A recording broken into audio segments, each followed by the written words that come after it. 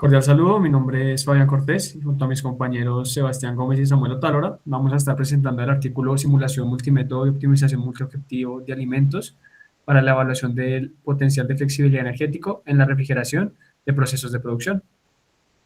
Este pues es la cita del artículo y los dejo con mi compañero Sebastián. Entonces, primero, miramos que se está tratando de solucionar un problema de la flexibilidad energética en los procesos industriales de la industria alimentaria, en este caso de una línea de producción de enlatado de carnes en Dinamarca. Bueno, entonces lo que se va a tratar de hacer es flexibilizar la refrigeración de esta fábrica de producción de enlatados con tal de poder controlar el horario de la refrigeración del mismo para así reducir la cantidad de energía que se está gastando y por lo tanto reducir costos y mitigar pues la cantidad de emisiones de CO2 que se generan indirectamente por el uso de esta maquinaria. En cuanto al desglose multimétodo, generalmente pues tenemos el tema del nivel macro, que es en cuanto a dinámica de sistemas. Este nivel, pues en nuestro caso no es propiamente el nivel macro, sino que va directamente en un ámbito tal vez un poco más específico, que es cómo interactúan dos agentes.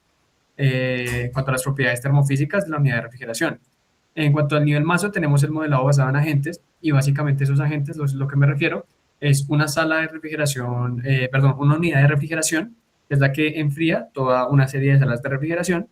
Y a nivel macro, que son los eventos, al nivel micro, perdón, los eventos discretos, aquí también cambia. Ya sería tal vez un poco también mirarlo como a nivel macro, ya que al ser un proceso industrial, pues sigue esta serie de eventos discretos de que entra una materia prima y hasta que no pase cierto proceso, pues no sigue no puede pasar a otro hasta que haya un paso anterior. Siguiente. Bueno, en cuanto a dinámica de sistemas, tenemos los primeros stocks, que es la temperatura interior de las salas, los costos acumulados de electricidad y las emisiones totales de CO2. Pues digamos que las temperaturas se monitorean en sí dentro de cada sala y los costos y las emisiones se calculan directamente con los datos que nos arroja la unidad refrigeradora. Pues las poblaciones, como les decía, hay 7 entornos de enfriamiento o salas y una unidad de refrigeramiento central, que básicamente también pues, serían nuestros agentes, pero ya lo veremos un poco más adelante. Y en cuanto a las tasas globales o flows, tenemos pues los constantes de tiempo recíprocas, que pues es básicamente cómo cambia la temperatura en el tiempo dentro de las salas, la carga de enfriamiento, el consumo de potencia en kilowatts y los precios y señales de emisión. Bueno, pues ahora pues miremos lo que es el diagrama de ciclos causales. Primero pues toca tener en cuenta que lo que se busca regular en este proyecto es la temperatura de ambiente de los cuartos de refrigeración. Entonces para eso se tiene que tener en cuenta la temperatura externa a la fábrica. En este caso el crecimiento de la temperatura externa de la fábrica pues va a afectar directamente la temperatura en el ambiente de refrigeración. A mayor temperatura externa pues mayor va a ser la temperatura del ambiente de refrigeración. Vamos a ver que hay dos ciclos, uno por el lado derecho y uno por el lado izquierdo. En el caso del lado derecho corresponde a un ciclo de balance en el cual pues se está buscando es no superar la temperatura máxima permitida del cuarto de refrigeración.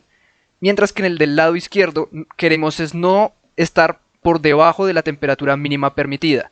Entonces pues esto lo que va a permitir es que se maneje la demanda de la unidad de refrigeración dependiendo de la necesidad.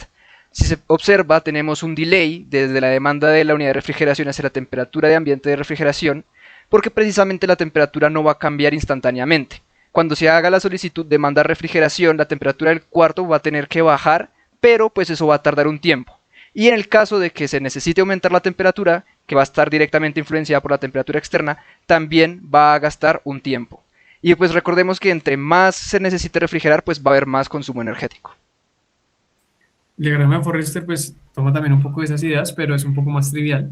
Digamos que hay una fuente de flujo, que en este caso pues sería la energía, que llega a la unidad refrigerante. De nuevo tenemos el delay porque ella pues empieza a trabajar y en lo que llega el cambio de temperatura hasta el ambiente refrigerado, pues se genera ese delay. El mismo ambiente refrigerado siempre está mandando una información de qué temperatura tiene para que pues la unidad refrigerante sepa qué tanto debe trabajar y de igual manera la unidad refrigerante genera la información del consumo energético y de igual manera pues al finalmente pues la temperatura se disipa, entonces va hacia un sumidero infinito, por así decirlo. Bueno, ya para pasar al modelado basado en agentes, pues tenemos que observar los agentes que se están presentando en este modelo. El primero que se observa es el ambiente de producción, o como está en el documento, environment, y el segundo es la unidad de refrigeración o refrigeration unit. En este caso, pues el environment o el ambiente de producción está encerrado en los cuadros azules y pues por ellos puede pasar el proceso de producción de carne enlatada. El cuarto de refrigeración, pues o la unidad de refrigeración, perdón, es el que pues directamente va a estar comunicándose con estos ambientes de producción para regularles la temperatura. Entonces a la hora de pues, modelar los agentes, primero tenemos que tener en cuenta que precisamente ellos tienen una comunicación y autonomía. Entonces los agentes utilizan un patrón de diseño de observador accionado por eventos. Entonces pues para la gente de ambiente de producción o de refrigeración tenemos los estados de alarma. Prácticamente esos estados indican la relación que hay en la temperatura dentro del cuarto. En el caso de un alarm off, la temperatura del ambiente se encuentra dentro del rango aceptable. Cada cuarto va a tener su rango aceptable para poder funcionar bien dentro de la producción. En el caso de que esté el alarm timer, significa que en algún momento se sobrepasó el rango permitido de esa temperatura. Entonces se activa este temporizador. En el caso del alarm on, la temperatura del ambiente se sale del rango aceptable y no se corrigió a tiempo. Esto significa que la alarma suena.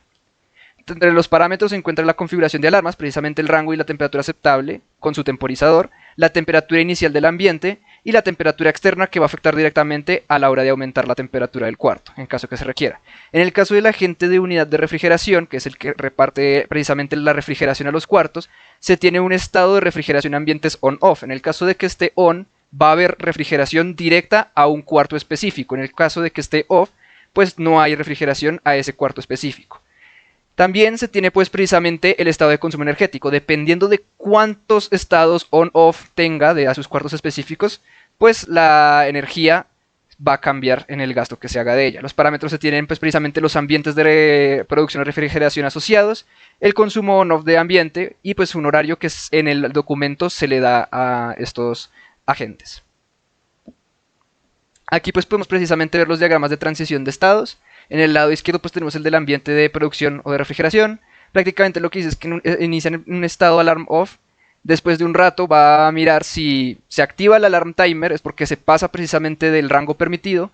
Después de un rato de que se contabilice, de que se acabe ese temporizador, se va a verificar si ya está la temperatura dentro del rango permitido, entonces no se activa la alarma, pero si se sale, se activa la alarma. Y en el caso derecho, que es la unidad de refrigeración, tenemos el estado on y off para precisamente asignárselo a las diferentes conexiones que tenga con los cuartos de refrigeración, la unidad de refrigeración.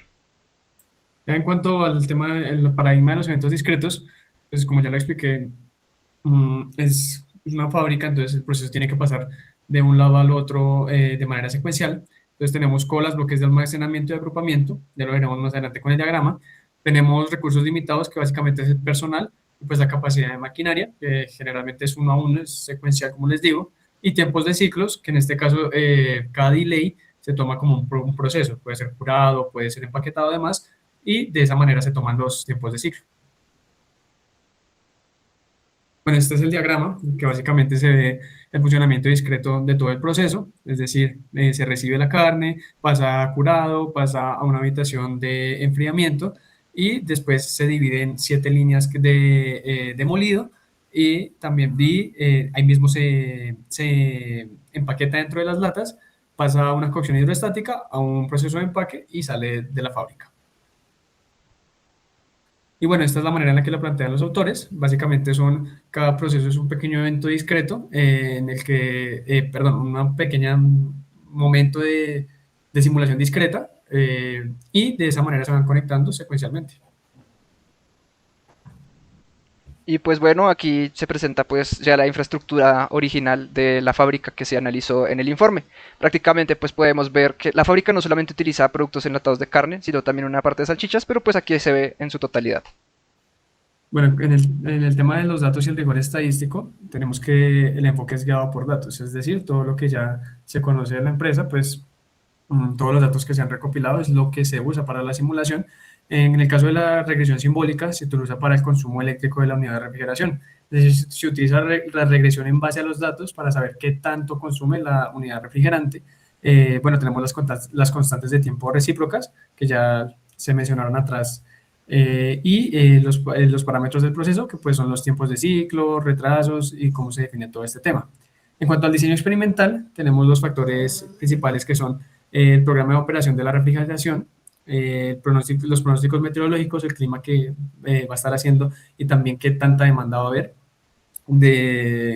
del producto y los precios del mercado en cuanto a la energía eléctrica y las señales de emisiones de O2 que directamente también se sacan de estos datos del consumo eléctrico. En cuanto a las variables de respuesta, es decir, los datos que se encuentran a través de la simulación, pues son los costos totales de la electricidad, las emisiones totales de CO2 y el consumo energético. Y se plantean tres escenarios bueno, los autores plantean tres escenarios, que es el escenario base o que se parezca más a la realidad actual de la empresa, uno para reducir las emisiones de CO2 y otro para reducir los costos eléctricos. Aquí cabe una aclaración importante y es que como veíamos en el título tiene un momento de optimización. En el caso de ellos, que cuentan con las herramientas, se realiza una optimización para saber cuáles son los escenarios en los que no se viola ninguna regla y se puede optimizar tanto pues, las emisiones de CO2 y el consumo eléctrico. Y en cuanto a los análisis de salida, se realiza una validación pues, del escenario base, en el cual se reporta pues, un error absoluto del 0.04% de kilowatts hora. Pues realmente los autores nunca mencionan que se hayan utilizado cuántas repeticiones del modelo para un rigor eh, estadístico, pero pues se entiende que lo hace. Y pues las fuentes proporcionadas pues nunca mencionan esto. Bueno, esos son los resultados. En términos generales, pues se ve que la optimización funciona y que hay reducción y pues hay una trivialidad y es que realmente cuando se reduce el consumo de kilowatts hora, pues también se van a reducir las emisiones de CO2, pues porque son realmente proporcionales, por así decirlo. Bueno, aquí ya es un poquito más presentado, se reduce un 32% el costo de electricidad y en términos generales también se reduce un 30% las emisiones de CO2. Pues hay una debilidad reconocida por los autores y es que el estudio se basa simplemente en una semana. Entonces, pues están las varianzas estacionales por el país en el que se encuentra y la ubicación geográfica. Entonces, pues simplemente digamos que se puede utilizar como un escenario base, pero tampoco es como el ideal de una simulación bastante estricta.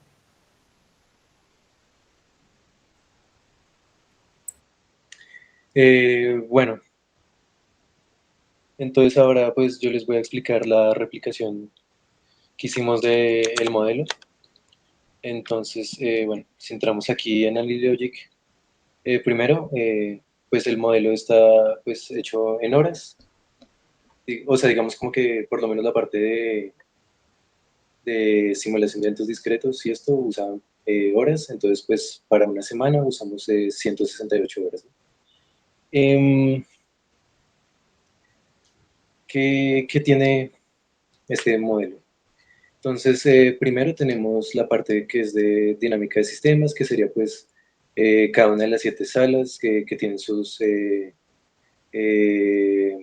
temperaturas, sus puntos de alarma, sus delays de alarma y unas constantes de temperatura que sube y la temperatura como baja en estas salas, ¿no? Porque pues cada sala tiene su propia constante térmica y estos valores pues nos los dan los autores en el artículo. Eh, Luego hay como un agente de unidad de refrigeración. Esta agente pues lo que nos ayuda es básicamente como que cada hora se va disparando y eh, funciona, o sea, se va disparando constantemente y ayuda a calcular la ecuación número 11 que está en el documento, que básicamente pues convierte como la temperatura que tienen que tienen los cuartos en la cantidad de poder en kilowatts que toca utilizar para el sistema de refrigeración, que es una ecuación que nos dan los autores. Y también pues está la parte de la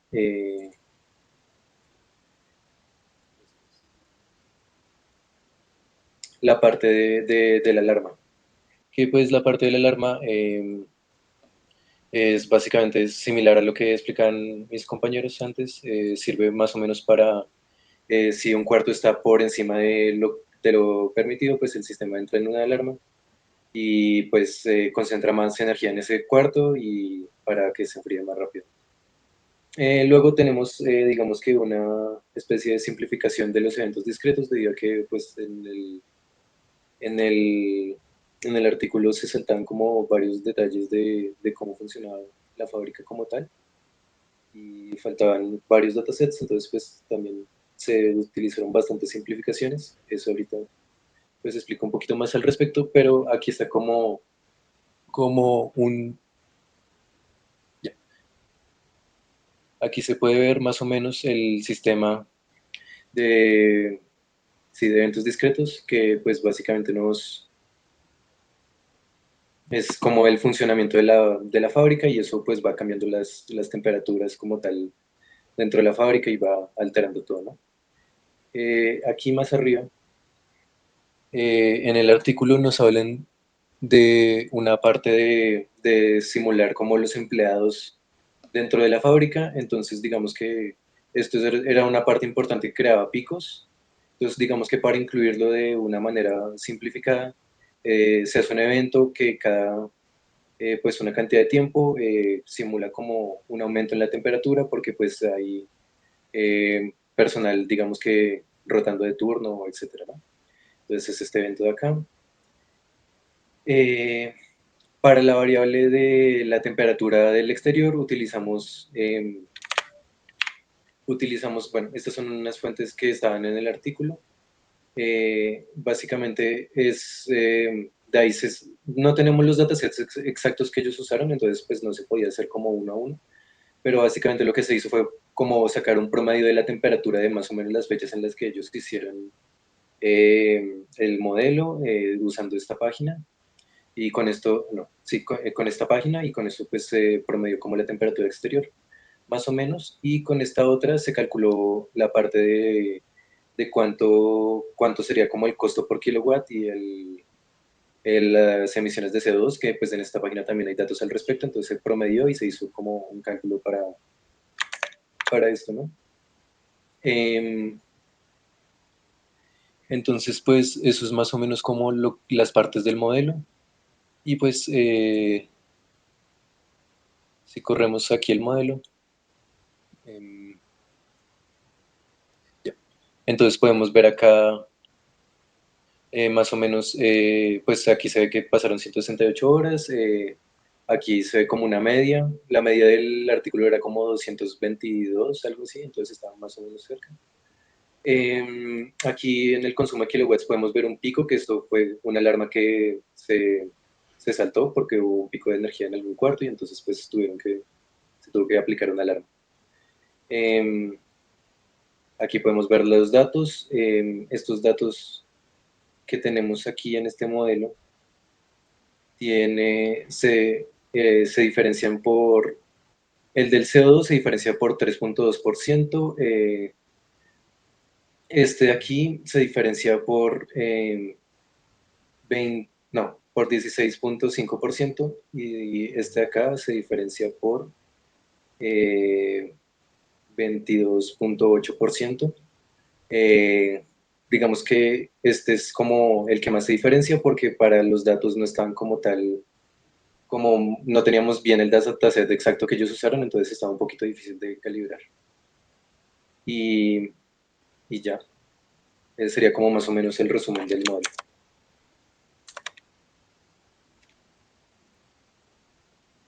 Bueno, los aprendizajes rápidamente sería que se aprendió a modelar haciendo uso de los tres paradigmas de manera simultánea, pues porque usamos la dinámica de sistemas, el modelado basado en agentes y la simulación de eventos discretos. Y pues eso nos ayudó a analizar el desarrollo y la capacidad de construir analíticamente pues el modelo del artículo, y pues replicarlo aún con las limitaciones que teníamos.